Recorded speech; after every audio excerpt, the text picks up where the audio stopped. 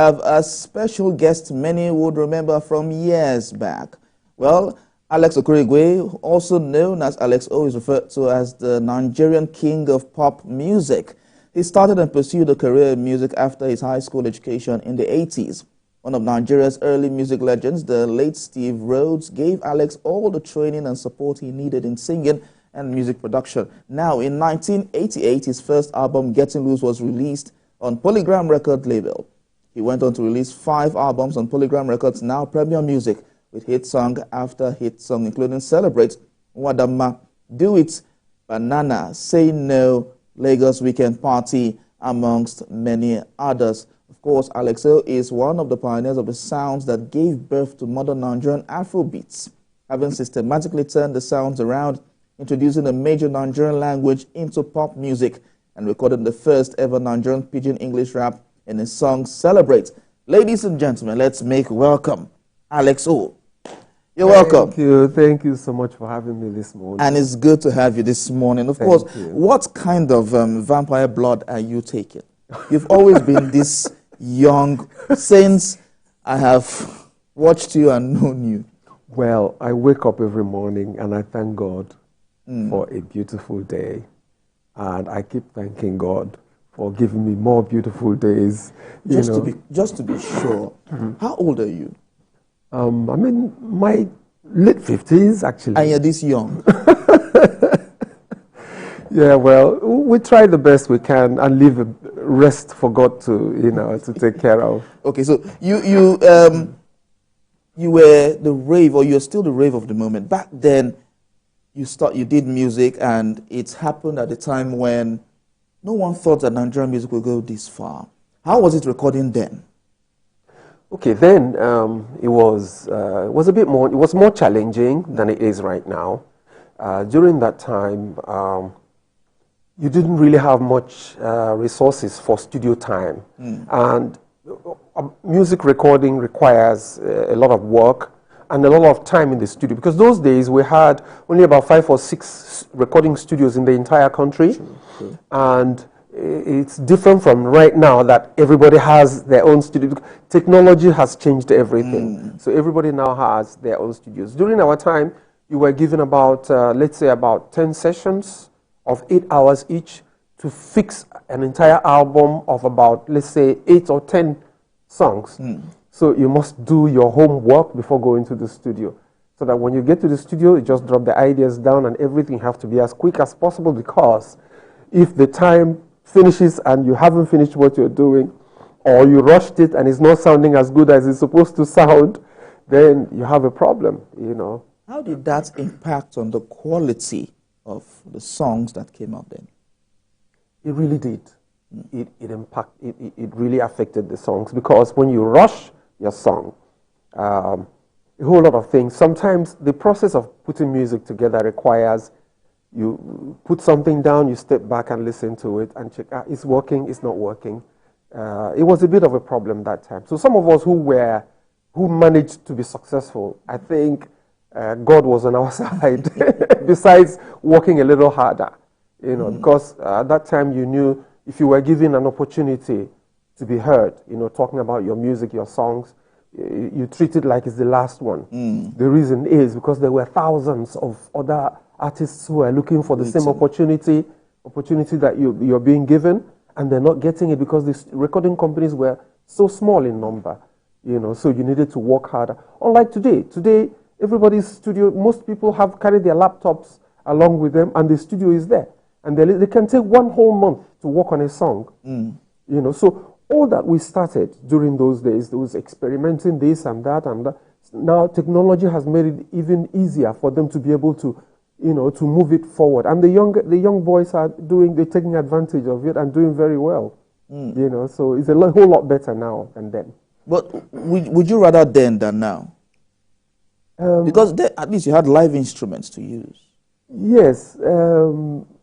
Well, now it's better. Okay. The reason why I say it's better is because it's easier, it's more affordable now to do the recordings and all the things that you want to do, even to promote your music. Right now, you can decide to go online to blast everything everywhere.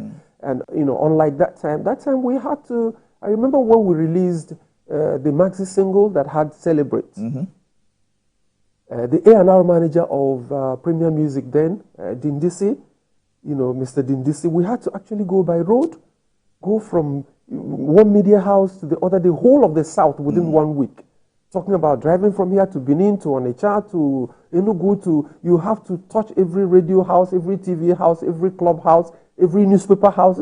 It was, but it's the same thing. It's just that you needed to do everything physically because we didn't have the technology to, and in fact, during that time, you can telephone somebody in, let's say, Port Harcourt to say, okay, we're coming, we want to come. Right now, yes, you can phone, but that time you just drive and go to Port Harcourt to look for the promoter or for the interviews, and when you get there, they will tell you, oh, he just left to Lagos to come and see you. So life was more challenging then than it is right now. Than it is right now. Yes. But looking at the quality of the artists we have at this point, do you think a lot of them are well grounded? Okay. Now, talking about musicianship, right? Yes, that's where the second answer to your question comes up. During that time, there were A&R departments in record companies. So before your song is released, it has to pass through all that whole checks, and they have to. Can we sell this song? His lyrics, is he making sense? Do you think people will like it? What about his beat? So your song has to go through all that whole scrutiny before it's allowed to be sponsored by the company. Unlike right now. Right now, as you're walking here, your younger brother comes up with some material and he said, bro, I beg, give me some money. Let me want to go and put this song together. And then the guy does a beat for him, and then he puts, you understand, and he starts to roll and go. Whether it will be a blessing or a curse, you understand. But during that time, you needed to know what you were doing. You needed to make sure that what you were doing will work. Otherwise, you wouldn't get the opportunity to be able to put it out. So the lyrics, you needed to work on it. The way the music would sound, you needed to work it. And also the style. I remember that time, I just realized I didn't fit into the reggae thing because it was all reggae that time, Rasta hair, and it just didn't work. Coming from my Uncle Steve Rhodes background, Lemmy Jackson background, and also how I've been able to be inspired by Shalama and all those while I was coming up. The reggae thing didn't work. I said, I have to come up with this idea. And I worked harder a little bit more because it was a new style that I was bringing. My first album actually had some challenges.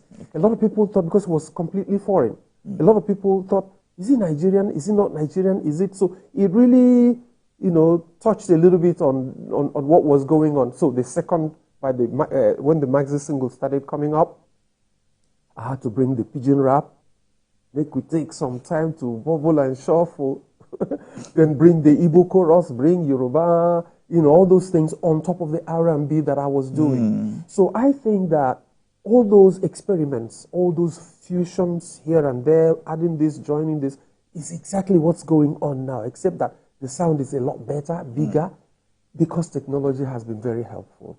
Back in the day, we had seen a lot of foreign songs coming to Nigeria, upstaging Nigerian music.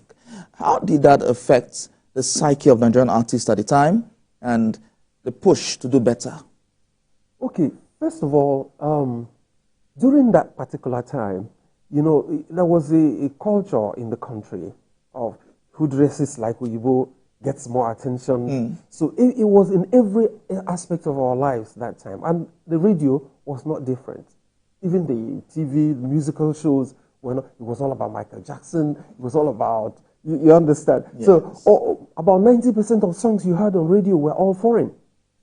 And what happened was the record companies that were then were being pushed down to the African countries by the main main companies overseas. And they were funded to bring their culture onto the market here. So they sought the radio stations and have them to play, and everybody was enjoying the music. But we wanted to be heard. You understand? Because that time they don't play much of Nigerian songs. Yes. Maybe a few here and there. And I wanted my music to be played the same way as Michael Jackson. So I had to come up with my ideas that was not, that we're not far away from what was being played on radio. And I got the attention, thankfully to God. You know, so that was part of what happened. So the reggae people also, Bob Marley and all that influence. So Nigerian music has always been influenced, you know, from what's coming from here and there and out there, you understand. So what has been going on is we adapt, we make it our own, we adapt, we make it our own, and that's exactly what's going on today. So this is the song you infused the pigeon rap in?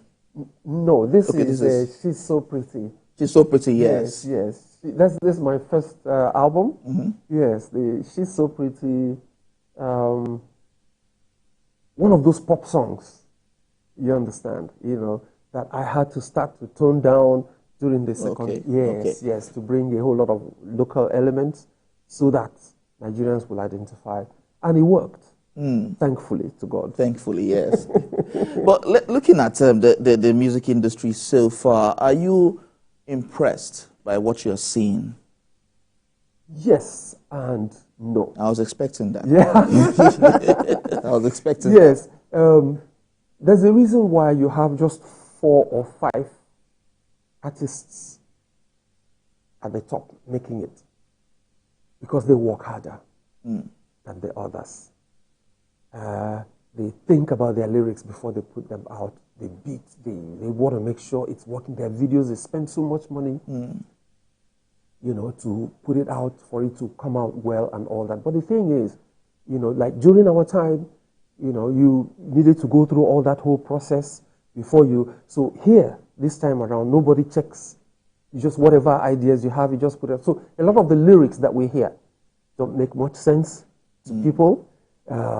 Some can say, okay, it's an entertainment material, so you can say anything, whatever it is, but it has to make sense to people for people to appreciate. Thousands of songs are released every day in this country.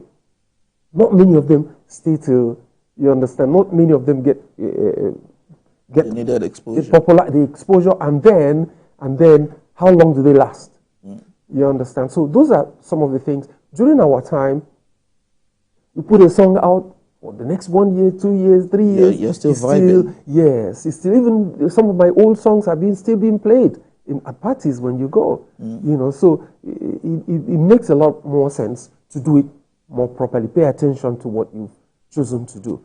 You know, instead of just let somebody make a beat, you on top of it. You know. So how does that impact on the longevity of a song? It does, because when you put down lyrics that make sense to people, they will always remember it after the first encounter with the song. And the melody as well. When a song finishes playing, when you're hearing a song for the first time, and the song finishes playing, you know how you know a song that's going to make a hit? By the next 2, 3, or 4 hours, after the song has been heard and you've moved out of where you were, where you heard it, the song starts to come to your mind. You start to remember that chorus. You start to remember the verse, what the guy is saying, and then the beat, of course. So if the song does not happen to you like that, then, okay, then you have to probably spend as many millions as possible to promote it. But even when you promote it, it may not go as far as you would like it to go. You know, but the thing is, once it's a good song, good lyrics, and even some of the old songs that we did those days, you know, when you play it, people will remember what was happening at the time they heard this song first, which girlfriend they had at that time, what it was they were doing, you know. So it makes a lot of sense for your song to make sense to people. I think so. So growing up in the music, in music, how was it for you? You were young, full of energy and all of that. How was it for you growing up in this sector? It wasn't, it didn't come as a big deal because music has always been there. From my primary school, the school band, you know, went through all that, secondary school, music. I would sneak out of the boarding house on a Friday evening and rush to Lagos to look for some, you know, during the time Chris Okotie then was reigning, Jidobi and all that. I wanted to also release a record. So I was little then from the dormitory, everybody, where is he? Sunday night, I'm back. I take the night bus and I come back and I'm in the classroom. So I identified music from the very early age. So all that I was to do was to figure out where to plug my whatever it is that I want, you understand. So luckily for me, the journey, the other day we were going through the entire story and I just figured out that it looked like God placed people in some places as my journey, as I was coming along my journey. And I remembered when I got to this place, this person did play this role. Yeah. When I got to this one played that role. When I got to, you understand. So when I came to Lagos, looked for a recording deal, I couldn't get from the big companies, and I'm like, okay, what do I do? And I saw this man, the old man, Uncle Steve Rhodes on TV with his band. They were performing, and I'm like, I would like to go and see this person. And the next day, I went to Babs and Nema Shaun, where his office was. And I told him, I said, sir, this is what I want to do. How can you help me, sir? He looked at me. He said, okay, come in first. Okay. He asked me a few questions, and I answered. He said, okay, I'm going to help you. He tried to get me to sing some things, and I did, and he said, okay, I will help you. And he took me into his company for 1 year, 6 months, voice training, how to sing, how to breathe, how to control your breath, how to everything. And after all that, he started putting me onto shows. I remember my very first show was the late owner of Punch, Olu Aboderin. Yes, his first memorial show was my very first show in Lagos after my training with the Fiesta Production Company of Steve Rhodes. Well, when you said 1 year, 6 months, it hit me that we, in the industry, we don't even wait for that long for training. Yes. That's the difference between who we were and how we started and what's going on right now. A lot of the younger ones don't have the patience. Music requires a lot of work and requires a lot of patience. You have to wait. As far as you're working on what it is you want to do, you have the opportunities, you have to look for where they are. If there's a delay and you know this is where you can get it, you have to wait for it. But continue to focus on the things you're doing to make sure that you get there. It was the same Babs and Nema Shaun Street that after 1 year, 6 months after, I took another demonstration tape to Lenny Jackson. He was working with Twilight Records then, after producing Terracotta. Yeah. Yeah, so I had to, it was the same street. So let me listen to my demo tape. And he said, I like your voice. Where have you been? I told him all my story, and he said, okay, I'm not going to introduce you to Twilight Records upstairs. No. I'm going to sign you to my own music label. And that's how I started working with Lemmy Jackson in the recording studios. And that gave me the opportunity to learn how to produce music.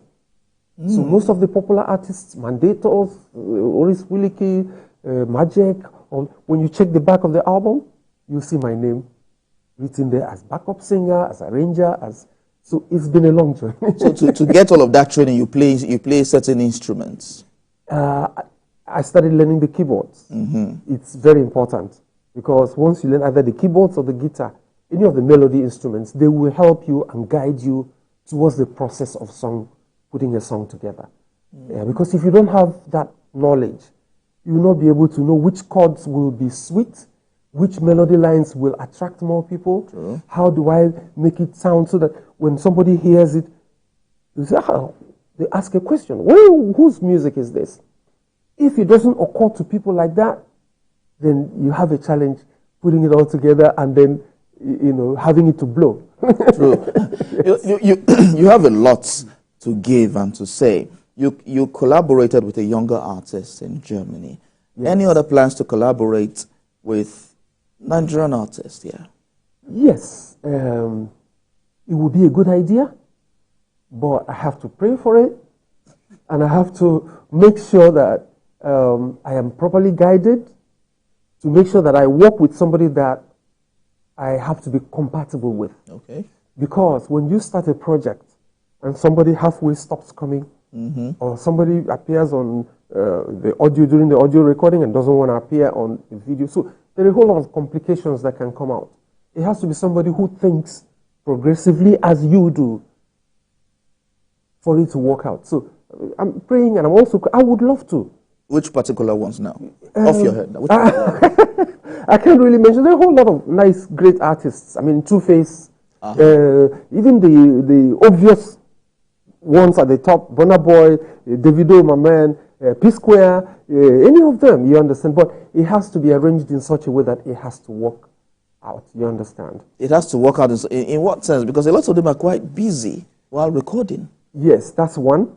And some also have issues that bother on how they do things, you understand. You know, I'm talking about the individual behavior right now. I tried to collaborate with somebody in the past, and halfway the person stopped and said, okay, can I take the materials? There is this I want to add. I said, yeah, there's nothing. We took the material, took everything, and 5, 6, 7, 8 years I never heard. Wow. Yes, you understand. So there are a whole lot of things that can go wrong. So one has to be very careful, because it's got to do with your image, it's got to do with your brand, it's got to do with what you're trying to build up and strengthen, you understand? So one has to be very careful. Okay, so but I would love to, you understand? I would. I mean, I'm a singer. I can sing with anybody. I can. Okay, so for younger artists now, what would be your advice or message to them? First of all, before that, I want to have your take on our Grammy nominations. I think it's a good thing that it's all coming towards Nigeria. Okay. There is an international attention towards Nigerian music right now. The Jamaicans had it, reggae, Bob Marley, Shabarangs. The South Americans, you know, they had their time, Ricky Martins, and, you know, the South Africans had their, you know, so Nigeria, there's serious attention towards Nigerian music. So all you need to do is work hard at it, make sure it comes out good, and it will happen for you, you know. And at the end of the day, all that it requires is be patient while you work at it. Sometimes somebody wants to, especially what do they call them? It's a Gen Z, or whatever it is. Gen Z. Yeah, some of them actually want to fly with or without wings, and life doesn't sometimes work that way. So you have to be serious because music is like any other profession. It's like studying architecture, it's like studying whatever it is that you have to do. You have to learn it, you have to do it properly so that it will work out well for you. Right, and quickly. Most of all, it's easy for somebody to accidentally bring a beat and you sing something on top of it and it starts to blow. Yeah. How do you stay? Okay. After you've blown. All right, so tell us about your new works now, before we go. Okay, there are 2 singles. Okay, yeah. It's an album actually, but gradually coming out through singles. The first one I released, I think about 3 months or so ago, is called Monachi. Monachi is a song that inspires people to continue not to give up. The idea came actually after COVID and all that everybody was going through, and you know, don't give up on your dreams because of the challenges. The challenges are temporary. So continue to work hard. Someday, sometime, God will open the tap. Yes. That's Monachi. And then take a break. Take a break. As you're working so hard, body no be wood. You understand? You have to take time, take a break, enjoy yourself. Life is too short. So this is Take a Break. No, this is Monachi. Monachi. Okay, yes. We played Take a Break earlier. Monachi. I like that jacket though. Oh, thank you. Thank you very much. All right, Alexo. Thank you. Thank you so much for joining us and for gracing us today. Well, producers are singing in my ears that you have to sing a song for them. So please do us the honors. My life, Monachi. Oh, okay, which one? Continue. Or do I do the oldie? Yes, preferably. Make we take some time to bubble and shuffle after all the hustle and bustle. Everybody wants to celebrate, but nobody wants talking age. If you just go ask that Lagos mama, say, how many years should they celebrate? She go holla and shout back at you. Now waiting be your business. I fit celebrate 21 today, be say the last time now 22. The next one fit be 20. So just bubble and shuffle and forget about my Hey, thank you, thank you. Thank you very much. I can see the big guy doing the running. Running fast. Thank you very much, Alex O, for gracing so the studios yes, this my morning. new songs are all out there on all platforms. You know, let everybody go and stream, download, and enjoy. Yes, thank you so much. Thank Keep you up very the good much. job that you guys are doing. Thank you. God will bless you more. Bless you too. Thank you very much. Thank you. And we now move to sports. Mike Mesikena is standing by, of course, with Toyosi. With them. Stay tuned.